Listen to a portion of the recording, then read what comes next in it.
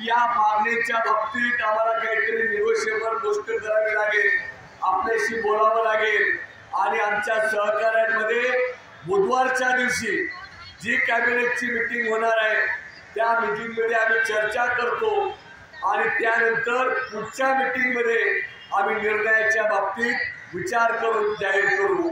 आचारसंहितेला वेळ आहे, मार्चच्या पहिल्या हप्त्यामध्ये लागणार आहे, तुम्ही काळजी करू नका, अशा प्रकारची भूमिका मुख्यमंत्री महोदयांनी मांडली। परंतु आपण त्या ठिकाणी सांगितलं की 3 महिने उलटलेले आहेत, मागच्या वेळेस संपाच्या वेळेस 1 महिन्याचा पगार कापलेला आहे, आताही संप चालू आहे, लवकरात लवकर निर्णय घ्यावा अशी आम्ही त्यांना विनंती केली। ते म्हटले की तुम्ही आंदोलन करतात, रोज उठून आम्हाला निवेदन देतात, असं करू नका। आपण सांगितलं की आपल्याला आंदोलन करण्याची किंवा रोज उठून आंदोलन करण्याची आम्हाला सुद्धा इच्छा नाही, परंतु 3 महिने उलटल्यावर सुद्धा 1 महिन्याचं दिलेलं आश्वासन पाळत नाहीत, या बाबतीत निर्णय घ्यावा। ते म्हटले की मी माझ्या सहकार्यांशी बोलतो आणि आम्ही निर्णय घेतो आणि त्या ठिकाणून ते निघून गेले।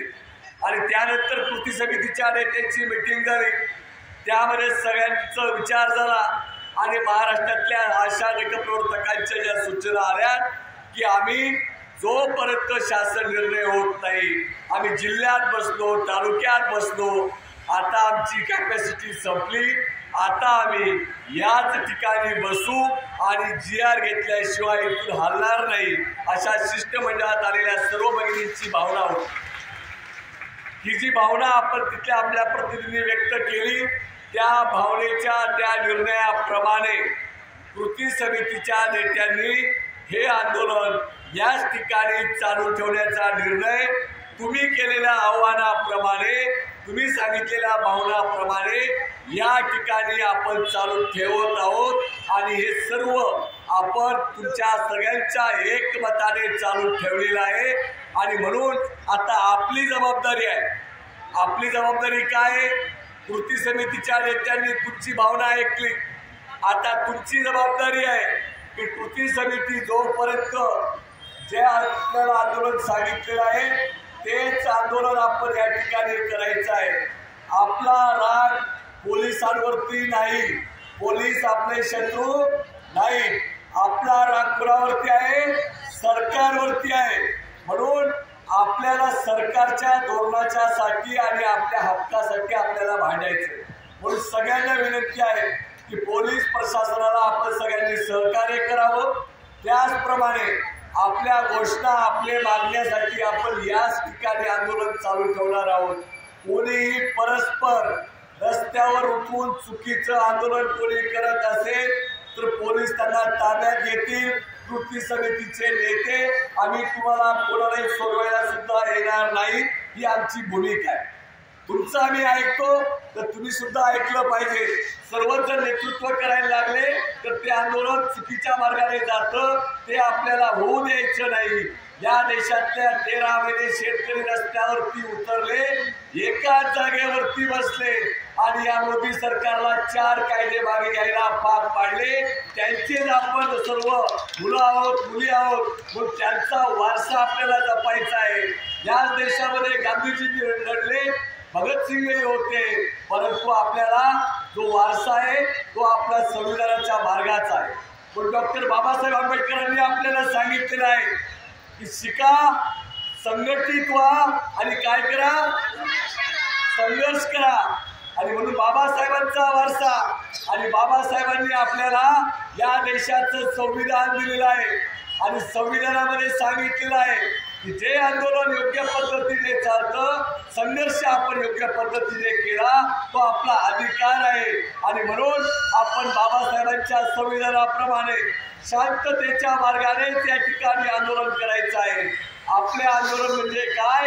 तुमची संख्या आणि तुम्ही कोरोना काळात केलेलं काम आहे याची दखल शासनाने घेतली पाहिजे, हे आपली जबाबदारी आहे।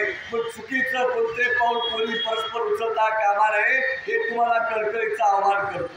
या ठिकाणी चुकीच्या घोषणा देण्याची आपल्याला आवश्यकता नाही, कारण आपल्या मागण्यांच्या बाबतीत आता सरकार आणि आपलं याचं अंतर किती दिवसाचं आहे तर 10 दिवसाचं। आपण लवकर प्रयत्न केला आपली संख्या इथं आपण वाढवली तर मला विश्वास आहे जर सोमवारी रविवार मंगळवारपर्यंत महाराष्ट्रातल्या सर्व आशा गटप्रवर्तक इथं आल्या तर मुख्यमंत्री महोदयांना बुधवारच्या कॅबिनेटलाच निर्णय घ्यायला भाग पाडू शकतो।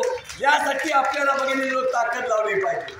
पण आपली संख्या हीच आपली ताकद आहे। चुकीचं काम करून ठाणेकरांना त्रास देऊन रस्त्यावर उतरून आपला प्रश्न सुटणार नाही। म्हणून आपण आपली ताकद वाढवा। आपल्या भगिनी घरी आहेत त्यांना इथं बोलवा, याच्यावरती आपण काम करू। आपल्यामध्ये सरकारने आपल्याला वेळ दिलेला आहे आणि सरकारच्या या आपल्या परिस्थितीमुळे आपल्याला इथं बसावं लागलेलं आहे।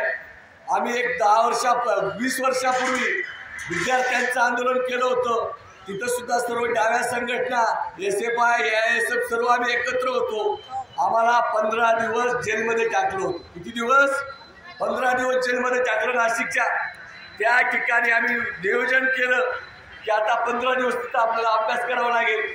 आम्ही ठरवलं, वेळापत्रक केलं की सकाळी उठून काय करायचं, नंतर कोणत्या विषयावरती आपण अभ्यास करायचा। आम्ही त्या ठिकाणी मार्क्स, फुले, बाबासाहेब आंबेडकर, छत्रपती शिवराय, संभाजीराजे, या महाराष्ट्रातली सर्व सांस्कृतिक परंपरा, या महाराष्ट्रामध्ये संत परंपरा, या विषयावरती आम्हीच आपल्यातले कार्यकर्ते बोलत राहिलो। अनेक कार्यकर्त्यांचे बोलता बोलता 12 दिवस कुठं गेले ते आम्हालाही समजले नाही। म्हणून मी आपल्याला विनंती करणार आहे, सरकारने आपल्याला कामापासून आराम करायला ठेवलंय, आपण संपावर आहोत, या ठिकाणी बसलेलो आहोत।